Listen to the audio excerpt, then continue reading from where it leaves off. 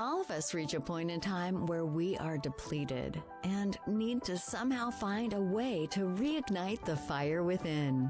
But how do we spark that flame? Welcome to Reignite Resilience, where we will venture into the heart of the human spirit. We'll discuss the art of reigniting our passion and strategies to stoke our enthusiasm. And now, here are your hosts, Natalie Davis and Pamela Cass.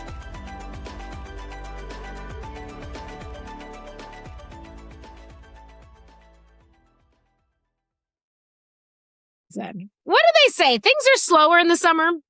That is absolute. That's malarkey. It's malarkey. Malarkey. Exactly. Why? Because like when our kids were young, they had a schedule. Yes. And so at least we knew for a period of time we would have like calmness while they were at school. But then summer lets out, no rules, no expectations, it's like anything goes. Like wild. Like exactly. Anything goes. No schedules.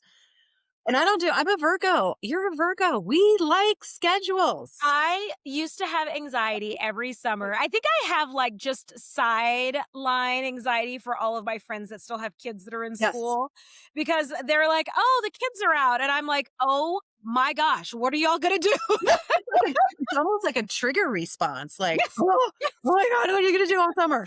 Yeah. And I'm just like, oh, thank God. This generation of parents somehow figured it out. I had that like moment of freak out with a friend of mine. We were on a call earlier today and he has two littles, a 2-year-old and a 4-year-old. Oh gosh. A 2-year-old and a 5-year-old. And I'm already in freak out mode. I'm like, oh my gosh, what are y'all going to do this summer? And he's like, oh, well, they do this, this, and this. And then on one day and I'm like, oh.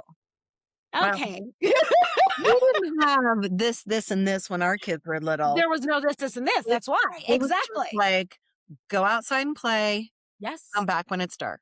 Exactly. And don't hurt yourself. Don't get in a car with strangers. Yeah, don't get in a van with a stranger. If you get thirsty, drink out of somebody's hose. Yeah. You're going to be just fine. For the most part, they are. They're stronger for it.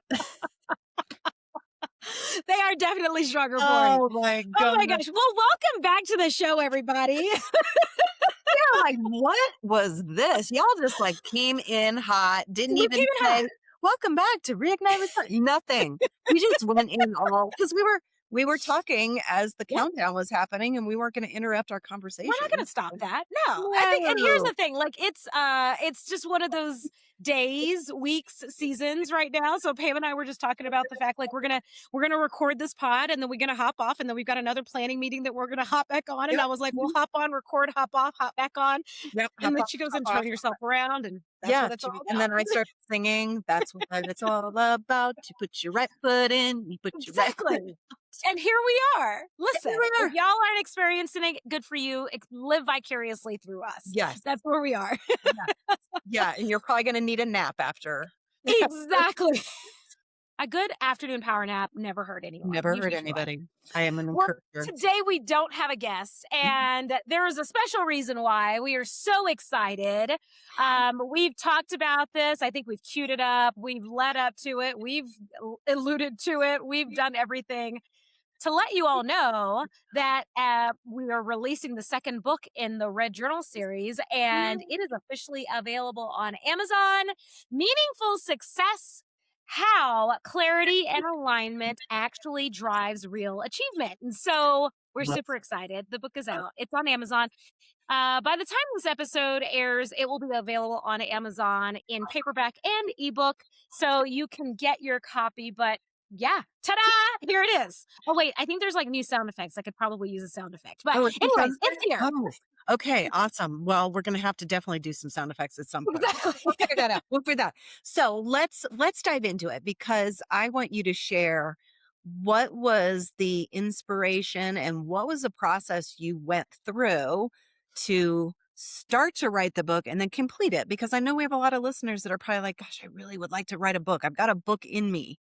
How do I do it? So I'd love to hear it. Yeah, that's interesting. That's an interesting question. My journey is a little bit different. I actually went through the process of attending a writing retreat almost 10 years ago now.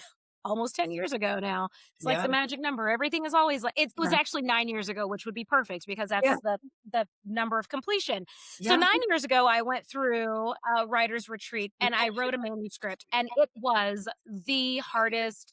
It wasn't the hardest experience. It was a challenging experience. It wasn't hard. It was challenging. Yeah. Just to put yourself in a space where you are completely in flow and like in this flow state to write. And it was controlled environment. The retreat took place in Hawaii. So you're in paradise, you're away from distractions, your phone's not ringing, all of those things, right? You don't have the meetings. You have 4 dedicated days to just simply write. And it was lovely. And I started to go through that process, and the story that came out was one that like kind of took me by surprise because it wasn't my reality. It was definitely a Mm. different version of me or a different lifetime that I lived or something like that. And so there were characters, there was a whole build out, and I got through to the character development and I like hit this what one would call like writer's block. And I was like, I don't know, because I don't know these people, right? Like I'm like, I don't know who these people are in this book. And so I put it to the side.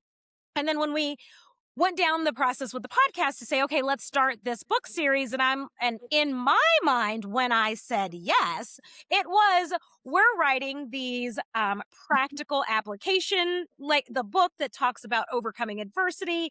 It was going to stem from some of our podcast episodes. And I was like, yes, I can do that. We can talk about the experiences that we've had with the guest and our guest stories and their tools and their techniques. And I was like, yes, let's do it. And then, as you all heard, if you haven't heard, go back and listen to the older episodes. We started down that path, and Pam was like, I don't think that's where we're going. And so we went in a different direction. I just felt like we we wrote it, and I don't know about you, this is a me statement. I didn't feel like it was authentic. No. I No, felt like we you're were right. writing a workbook, and I'm just like, 100%. this doesn't make me excited. Yes. And I think that was actually something that came up when we had a writing coach that Pam and I worked with. And I think that came up in one of our coaching sessions with the coach. I was like, here's the thing. It feels very workbooky. Like, are we creating a workbook or are we writing a book? And then that's when like we just we took a beat, which is always good to do if it doesn't feel like it's in alignment. Take that moment to just actually pause. And so we took a beat, and then we were like, let's actually dive into it and see what it can look like. And so Pam was able to deliver the quiet gift, which stems from her story of dyslexia and working through that as a young child and into her college and professional life as well, like what that looks like. So this book for me, long answer to your short question, I apologize. It just gives the listener all the background. Yes. For me, I started doing reflection on like, well, what is that story that I want to share, right? We have created this community that brings people together where we talk about the adversities that we have and how we overcome those or how we face them and how we work through them. And, one thing that I'm going to say that I leaned into in a different season of life was that I didn't live enough life to be seen as like the expert or the professional or like, the authority within a space. And then be careful for what you say and what you wish for, because then a lot of life started happening, and with that, those life experiences have really shaped me in a way of how I show up as a professional, as an entrepreneur, as a leader today. And so this book, Meaningful Success, actually goes through kind of parallel. It's not my exact story, but it pulls from some of my real life experience, some of the challenges that you go through when you are aspiring or really have that drive for success, right? Where you're in that, I've got to do the next thing. I've got to hit the next goal. I've got to, it's like you have the recognition, you get the accolades, you move on to the next thing, and you just keep moving up and up and up until you reach that moment where you question, like, is this even what I wanted? Like, is this what I want? Like, is this what I thought it would feel like? And the reason that the book runs parallel, the story itself follows the main character, Jasmine, who is a middle-aged woman that she's achieved all of the successes in life. And she has a family and a husband, and they're building what looks like a pretty amazing life on the surface. But underneath, there's something that's pulling at her that she just doesn't have that sense of fulfillment. And that was a season that I found myself in, is that I realized like I'm doing all of the things, but I'm not fulfilled. I'm not satisfied. Like, what is happening? So that's what sparked the book. And I said, okay, if I start to write about that, this transformational slash pivotal point in my personal life and in my professional life, because it's impacted all, what would that book look like? And that was kind of where I began. Um, but I knew that it wasn't like my memoir, so it's not a memoir of my life. It's a story of Jasmine and what it looks like for her to actually achieve success. So yeah, that's the book in a nutshell. Oh, Super excited. I love that. So is there any tie to that first manuscript that you wrote in Hawaii? Oh, there is not. Okay. That So, is a completely different book. okay. Yeah, that is a Okay. completely Okay. different book. Okay. And you asked Pam, for the listeners out there that are like thinking about um writing a book, or that you have a book in there, I would say give yourself some time to like just really decide like what is it that you want to deliver, Yeah. and what is the impact that you want to have, right? Like we shared, Pam and I, we have these podcast episodes and we meet these phenomenal individuals that have amazing stories. And we have adversities in every area of your life that you can imagine, right? Yeah. We talk about adversities in finances and career and relationships and health and wellness. It's a run across every area of the life, but we didn't want to create a workbook. We wanted something to actually be more personal, to have more of an impact. So if you're sitting on a book, or you think you're sitting on a book, think about that. Like how will your story impact or change the lives of other people? For the first book that I wrote, it's still out there. I may pick it up. I know where it's stored. It's stored on an external hard drive. Okay. So I may pick that book back up. That one's a heavier, darker book. Yeah. Um, Yeah. and yeah, it's I think that there are a couple of books that are in me. I going through that writing retreat that I went to 9 years ago, I kind of had this vision that I had at least 3 books within me that were ready to be released. So um, we'll see if I pick up the first one. I think the first one's like a good one that just gets it out there. No, I love that, and I love the idea of, yeah, maybe circling back to it. Because when was the last time you read that manuscript? Oh gosh, I would say maybe 3 or 4 years ago. It's been some time. Yeah, It's been a lot of and time. and I've seen how much you've transformed over the last 3 to 4 years. Yeah, I yeah. I think I don't know about you, but I feel like this podcast has had a huge impact in both of our transformation Mhm, of 100%. of these people that we're meeting, and just these connections that we're making with humans, and it's like, "Holy Yeah. wow." I don't even remember post Pam, post podcast. Post pod po pre-pod Pam, pre-pod Pam. There Podcast Pam, PPP, Yes. or BP, before podcast. Yes, before podcasts. You know what? That's, I remember it just because I just had to pull it back up for this book, but I Oh, remember, and there are still things that come up, but you're exactly right. I think, the impression that many of our guests have left on us, yes. I'll make that an I statement, that they've left on me. Oh, yeah. There's yet to be an episode where I don't get off of the recording and I take a moment to like reflect, because there's always something that applies or to my life, or I'm looking at something a little bit differently, right? And so yeah, this place has definitely, Yeah. this space that we've created has definitely left an impression on me for Yeah. sure. Yeah. And my hope is that if, our listeners are sitting like, "Oh my gosh," because I've heard this from probably every person. "Oh, I have a book in me. I just don't know Yes. how I would do that." I Yes. think writing a book is incredibly vulnerable, because you're like, "Oh my gosh, what what if people don't want to hear my story, or what if nobody buys it, or whatever?"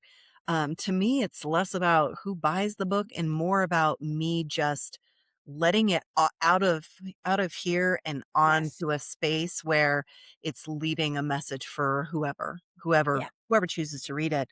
But it is such a I don't know how to explain it because you know this, I'm doing a writing retreat in July. And so we just had our first session where for 2 hours you just write. And it's nothing to do with the book that I'm going to write. It has to do with just, they asked a question, if you were a place, what would you be? I mean, it's Mhm. something like that. And you just Mhm. literally put your pen to paper and you do not pick it up. And you do Yes. that for 15 minutes. You don't lift your hand. I mean, my hand was cramping up, but I was like, Yes. I'm not waiting. Um, and it is so interesting what just flows to you if you Mhm. allow it. If you Yes. get out of your thinking brain and you just Yeah. allow the words to flow out of you, it's such a powerful space to be in. And so 100%. I love that. So did you kind of have that same when you were in Hawaii and then this time as well? What were some of the like, did you find there was a specific place or a specific time that you would do your writing or what did that look like? Absolutely. So, in Hawaii, I wrote What? on my laptop. I was trying to think because there were people that were allowed that you could either type it or you could write it. And I knew that I would be able to type.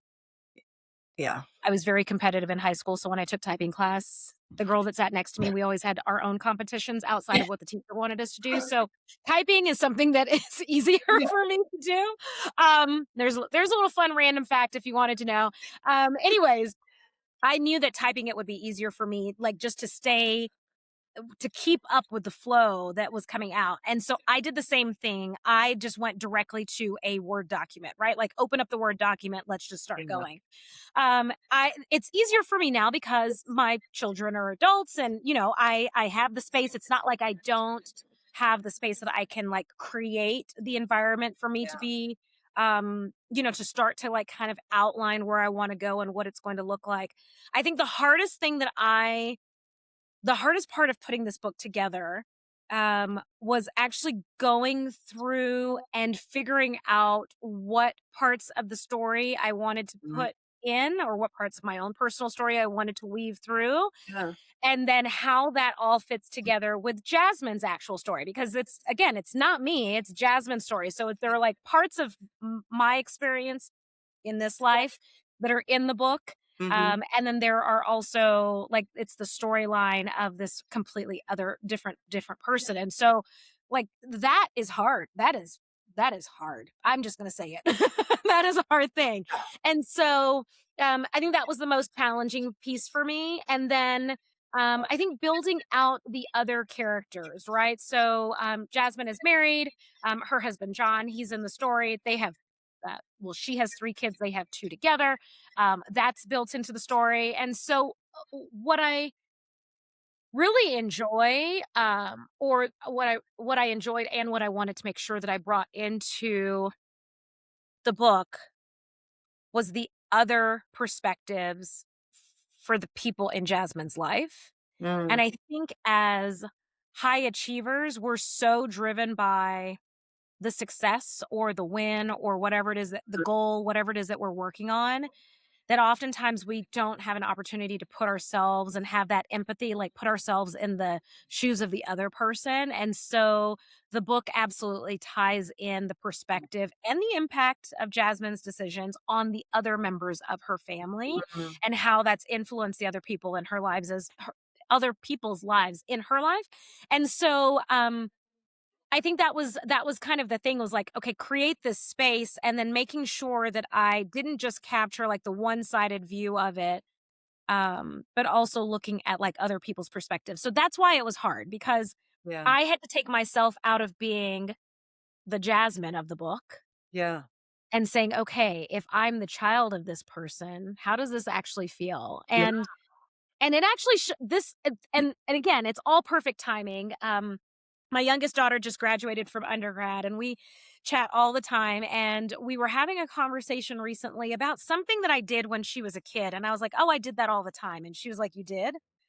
And I was like, that was like important for me to do all the time because I wanted you to know that I was there and I wasn't missing these moments of life. And she's like, I don't even remember that. Oh, Then wow. I was like, well, shit. Like you, right? Like as adults, we're like, I'm going to do this so my kids know that I'm there or that I support them or that I love. And we think about like these one off random actions or things that we can do that we put emphasis and importance on. And then give them 20 years and then you ask them about it later and they're like, I didn't even know that you did that. I don't remember any of that. And so like putting myself in that, like having those conversations helped to put me in that space of like, how does this impact your loved ones? Like your performative behavior as a professional, how does it impact the lives of the people around you? So, Yeah, yeah. because we don't often think about that because we're so in the this is the way we wash our clothes, wash our clothes. It's like we Yes, exactly. like this is what we do. This is what we do. We don't deviate from this, and we have Yeah, no exactly. idea the impact around us.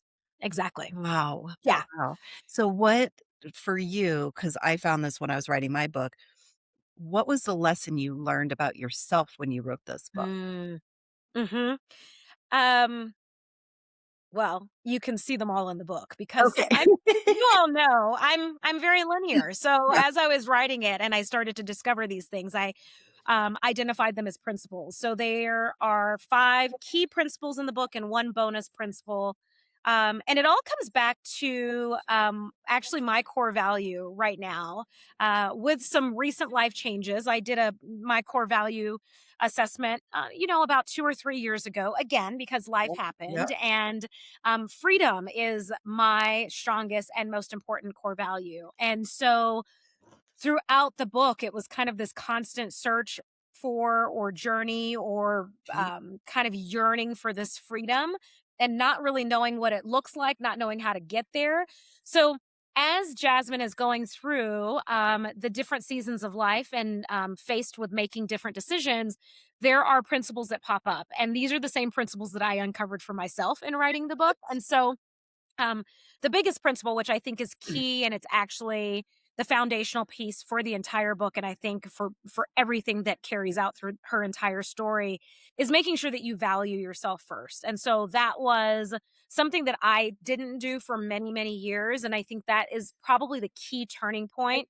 Pre podcast Natalie, that's one of those key turning points, right? Where I would place the value or importance of everyone else's needs ahead of my own. And then when you reach that season of life where no one's really depending on you to be there for them, Yeah. that's that harsh truth that's like there, Yeah. right? Like Yeah.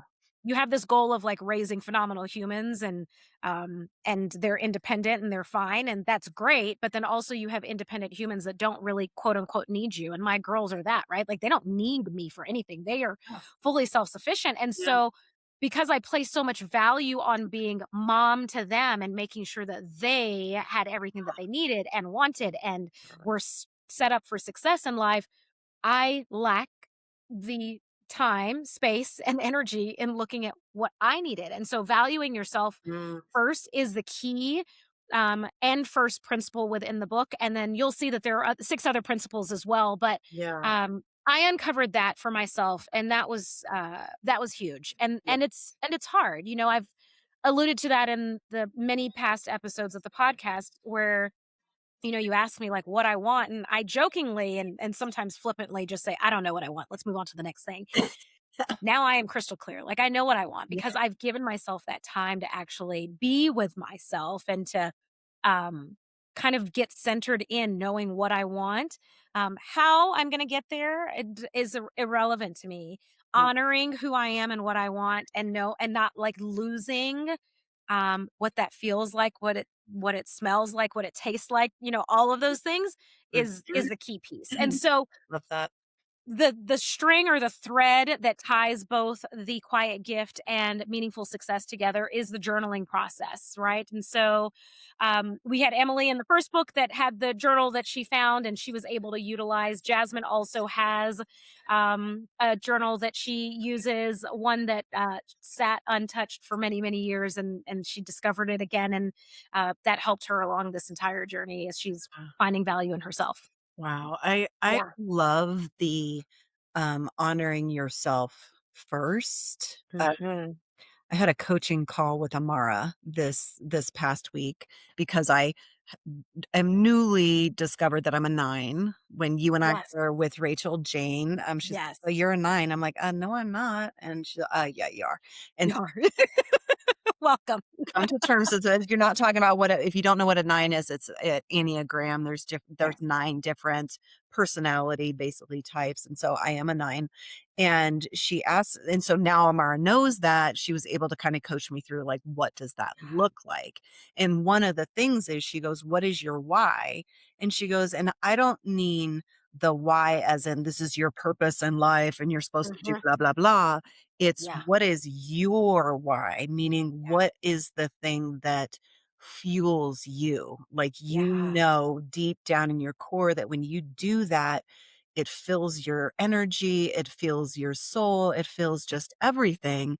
And I hadn't had somebody ask me that before. Mhm. And so I'm like, Mhm. "Well, teaching." And she goes, "That's doing for others." And so she's Yes. like, "But say the word teaching." And I was like, "Teaching." And she goes, "How does that feel?" And I'm like, "Well, this feels." She goes, It's "Well, flat. to me, it felt flat." It's flat. And Yeah, exactly. and then she's Yes. like, "Okay, how about what else?" "Well, inspiring other people." And she goes, "Okay, we'll say that word." And I said, "Inspiring." And she's like, "How did that feel?" And I said, "That felt heavy, like a job." And so she goes, "Okay." Wow. So we kept going through this process and that we landed on connection. And she Mm. goes, "So how does it feel when you connect with somebody that you're with?" And I'm Yeah. like, "That, like, lights my soul. Like, I love Mm. that." And then as we talked, and I was like, "And it also goes along with presence, that Mhm. presence and being connected." And I was like, "And it isn't only about connection with another person, it's sometimes connection with the outdoors, with Yeah. nature, with, whatever, with the Yeah. divine, whatever you wanna say." And so I settled into that's my why. Yeah. And so she's like, "Now," because 9s have a hard time setting boundaries. "Now when you're asked to do something, you need to ask yourself, does that feel like when you say connection, that's the type of connection you wanna have in your world? And if Yeah. it doesn't, then this isn't for me It's right a now." no. It's a Yeah. no. And Yeah. so it was just such an interesting, so when you said that, I mean, I literally this happened on Monday. So I literally just or Tuesday, I don't even know. Mhm. So I'm just now figuring out how to come into tune with me and Exactly. focusing on that. So I love that you said that. I think it comes from a lot of, like, our programming that we have, and I'm gonna speak specifically to women because, I'm gonna say women now, because young women, I feel, are a whole different breed. Yeah. So uh, Gen Is or A Gen whatever the younger ones, if Yeah. you're younger than 30, I'm not talking to you. Yes. Yeah, yeah. I turn this off. You're probably not listening. Exactly. I'm not speaking to you because there was a time where women, young girls, that are now these women that are walking around that have not been programmed to value Yeah. ourselves, right? Like Yeah. it's we were programmed, and I'm gonna make it a us. We were programmed to serve others. It's like Yeah. you're going to be there for X, Y, and Z. I remember going to college, and I went to college in the South. And it so much so that it went against the grain that it hit me at the time, as a young adult in college when I heard it. But when I got to college, and I'd never ever in my life, now I'm first generation it to go to college in the US, right? So US college experience is different than European college experience. So when I got to college in the US, and so I didn't have like family to lean on to say, "Oh, well, what's it like?" Da da da da. And I get to college and I meet these girls that are very clear. Dad has told them, "You have 3 semesters to find your husband." And they are very clear that they're there for their MRS degree. And I was like, "I'm sorry, you're here for what?" And so like it starts there, right? Like it doesn't start there. It's like it culminates until that, right? It's like I'm here to find the person that I'm going to serve and I'm going to Yeah. again pour into do so that Yeah. we can have the kids and the dog and I'm going to do for all of them. Yep. And all the while, like, no one's asking you what you want, right? Like, even as a young child, it's be seen and not heard. Yeah. Okay, so all of those thoughts and ideas and questions that I have, I just had to sit on them because Yeah. you're talking way too much. Sit down Yeah. and be seen and not heard. And so there like this opportunity to honor your thoughts, your feelings, your emotion, and be expressive in that was absolutely stifled Yeah. for us when we were growing up. And so it's no surprise that we are where we are as women. It's like, oh, wait, I can actually think about me and no one's going to judge me and say that I'm being selfish. Like it's healthy to think about myself. Okay, Mhm. great. Yeah. I'll do it.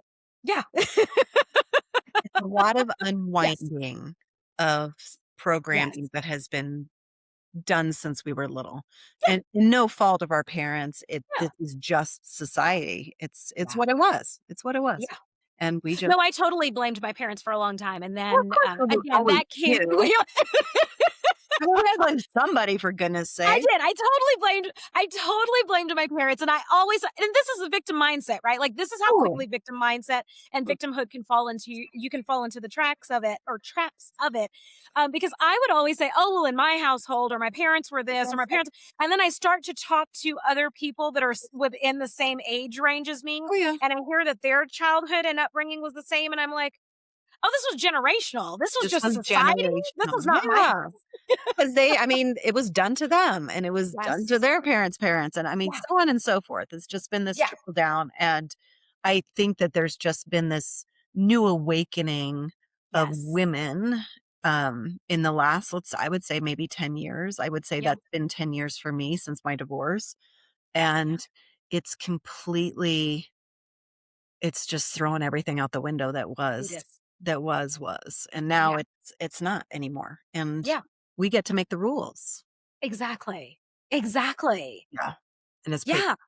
Because that's it's we've talked about the values piece and you and I Mhm. we have taught other people about this, especially moms that end up doing the values exercise and out of obligation, moms typically choose family. Yeah. And I think there uh, definitely was a time that if you didn't choose family, you're getting judged. If you're a Judged. mother, you're Okay. getting judged. Yeah. And I And remember watching people that would write family, and then when I gave them permission to yeah. not have to put family on there, Yes.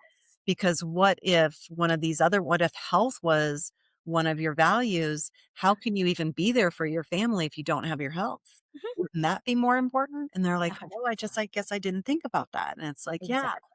yeah. So it's so interesting. It's so Yeah. interesting. It's so fun. I love It is fun. It's well, fun.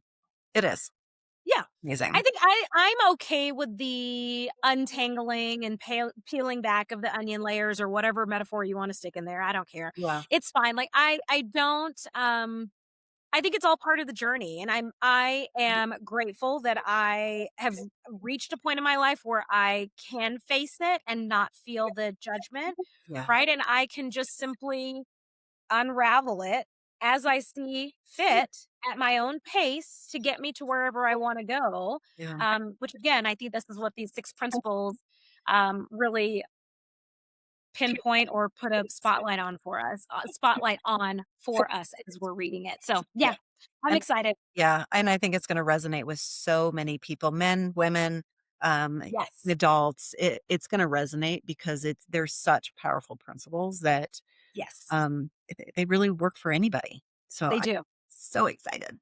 Yes, I am too. I am too. It is available on Amazon as we speak when you're hearing this. So Love it. meaningful success, go and check it out. I cannot wait to hear what your thoughts are. Oh, and leave a review. Of course, we want you to leave a review.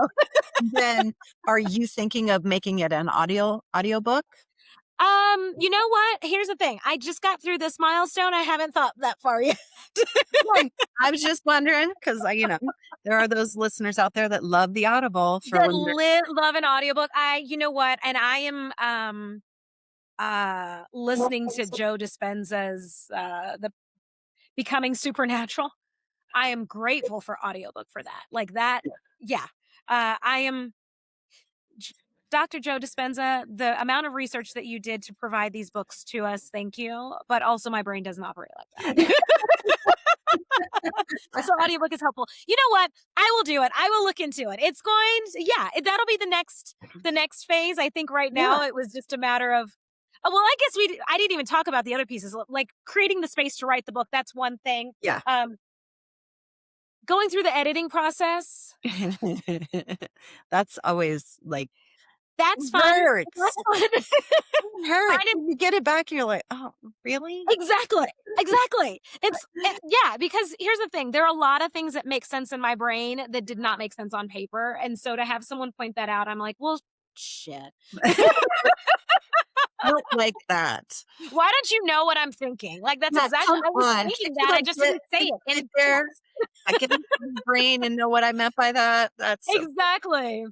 And then the amazing team that just helped with like formatting. I mean, there's so many things that go into it. So and this is self-published, right? So you all, if you're thinking about self-publishing a book, like definitely do so. But it is there are steps along the way, right? Like you have the actual content, the material that you're creating and getting that out and making sure that you're working with an editor that is aligned with you and can work on your schedule, and also just like a team that can work with you when we're looking at like formatting and all of that. There were a couple of folks that I reached out to assist with formatting, and they're these publishing companies that will have like just ancillary services that they'll provide. It's so interesting because there was one company that I interviewed and they were like, yeah, well, if we send something back to you for revisions, we're going to need a response back in at least 24 hours. And I said, my schedule does not allow that. Yeah. And so I was like, you know what?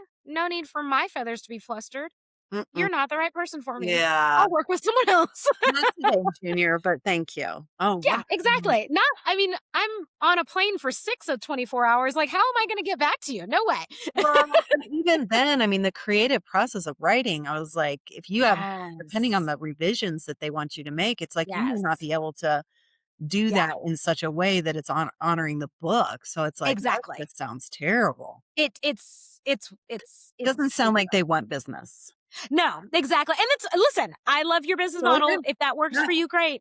I was not your ideal client because I'm not just an aspiring author that's sitting at home behind my computer all day, every day. Like that would have been a hard thing for me, but it all came together. The right people came forward, and the process itself, it's a heavy lift. So if you have that book in there, that you know that you want to write, first start by writing it. Don't think about all of the other things. There are many other steps, and there are services and resources, and you can Google anything. You can AI question everything, like whatever it is that you need, you can create a plan. Just get the story out there because that's what's important. As Pam mentioned, just getting it out. And I think that what we have learned over this, these, oh my God, almost 3 years of doing this podcast is that your story is meant to be heard. Yes, exactly. Meant to keep to yourself, because there's somebody out there that has gone through it, is going through it, needs to hear it. And that's what this is all about. It's a community.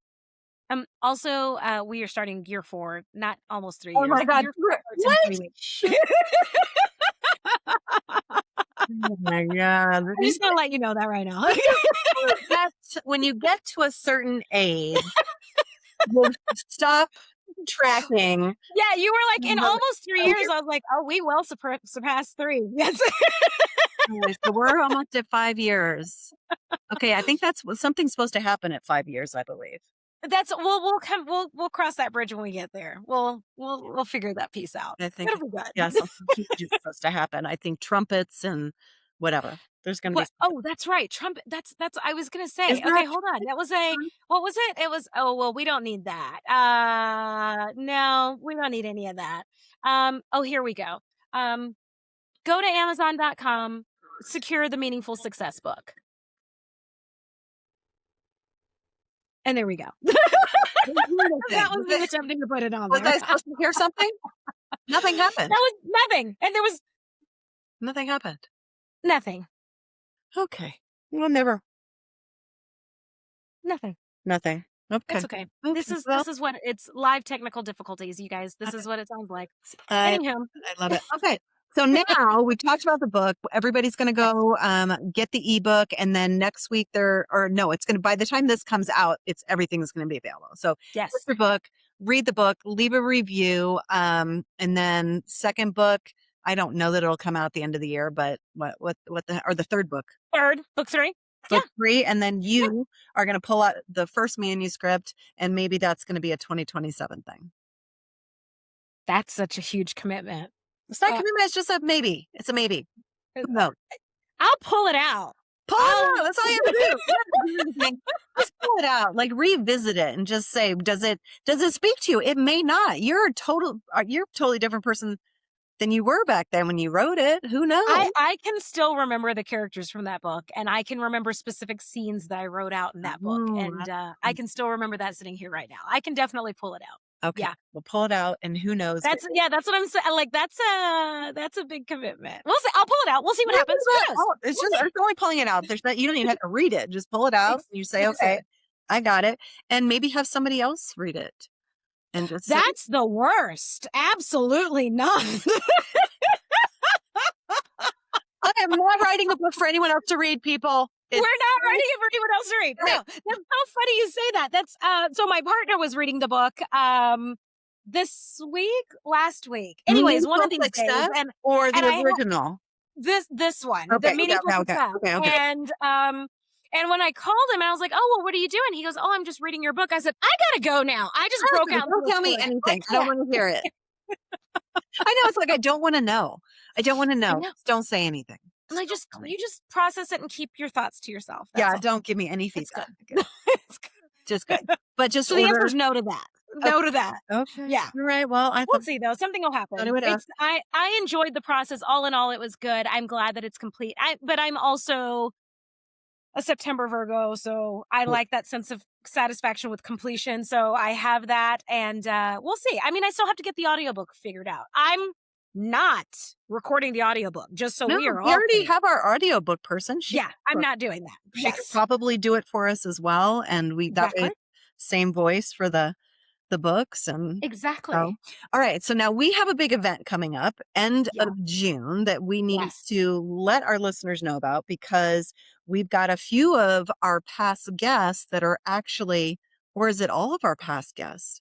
With the exception of one. Exception of one, but 3 of these have been guests on our podcast. So you're not going to want to miss this. And it's the Success Summit. So it's exactly in the middle of the year. And you guys know we're all about kind of those check-ins throughout the year. And it's the middle of 2026 at the end of the month. And what better time to get together and spend 2 full virtual days? You don't even have to leave anything. Do this from the comfort of your home. Come as you are. Join us from your sofa. Yes. Exactly. And we have Natalie and I are going to be speaking. Natalie is actually going to share the principles that are from the book. Yes. We're going to go through the values exercise so that you can really dial into what your value is. And like Natalie said, those change based on the season of your life. So you may be hanging on to a value that meant something 5 years ago, and it may be different now. So doing those check-ins every so often and making sure you're in alignment. And then 4 incredible speakers. One's going to walk us through breath work and some somatic resets. She does this reset every week, and I go to it every week. It's completely free. And it is such a great way to just kind of recenter yourself, especially when you're busy going all the time. We've got another speaker that's going to share an app that helps with decision fatigue and picking your wardrobe. So that's going to be a great one. We have an AI expert coming in who's going to share how you can utilize AI in your life, not just your business, in your life, to make your life more streamlined. And then we have the last speaker who's not been a guest on our podcast yet, who is going to be all about the alignment in our body. And she is a dynamite. She's like just high energy. It is going to be 2 full days of some laughter, maybe some tears, and a whole lot of fun. Exactly. Exactly. I'm so excited for it. Mark your calendars, June 27th and 28th. 9 until 3 Mountain Standard Time, so 10 to 4 Central Standard Time, if that's a kind of a good baseline to go off of. We will make sure that we drop the link to purchase the tickets. They are available on Eventbrite. So if you find the Reignite Resilience podcast account on Eventbrite, you will be able to pull tickets there. You can also find information on our Facebook page. It's an event on Facebook page that will take you directly over to purchase tickets on Eventbrite. You guys, it's the middle of the year. Here you are halfway through 2026. Like if you're not sure if what you're working on is actually working, now's the time to check it. Now is the time to check in. You don't want to throw anything out, throw everything out. And we're not going to do a complete revamp or overhaul of your life. This is just an opportunity for you to, one, reflect, and then two, leverage yourself. We're looking at, with the somatic work that we're going to have that's introduced, making sure that you're not burning out for the rest of the year, making sure that you can leverage yourself with technology, with the use of AI, if that's something that you have or have not used in your personal life. Decision fatigue is a real thing. We are able to make more precise, crisp decisions when we don't suffer from decision fatigue. So if we can take some of those things off of our plate, how can we continue to leverage ourselves? And then making sure that all around we have great health as it pertains to like the 4 chambers of the heart. We're here to just help support you. So if you're interested, and you should be, go on over to Eventbrite and get a ticket.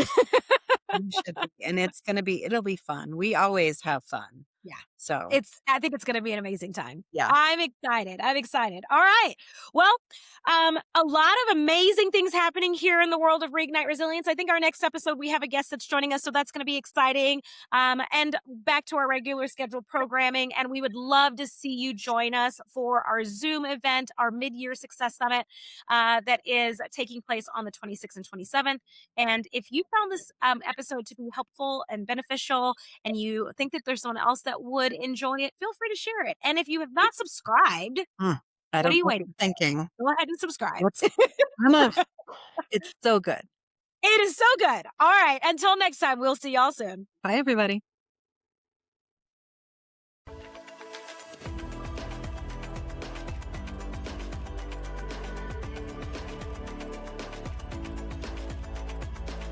Thank you for joining us today on the Reignite Resilience podcast. We hope you had some aha moments and learned a few new real-life ideas to fuel the flames of passion. Please subscribe on your favorite streaming platform, like or download your favorite episodes, and of course, share with your friends and family. We look forward to seeing you again next time on Reignite Resilience.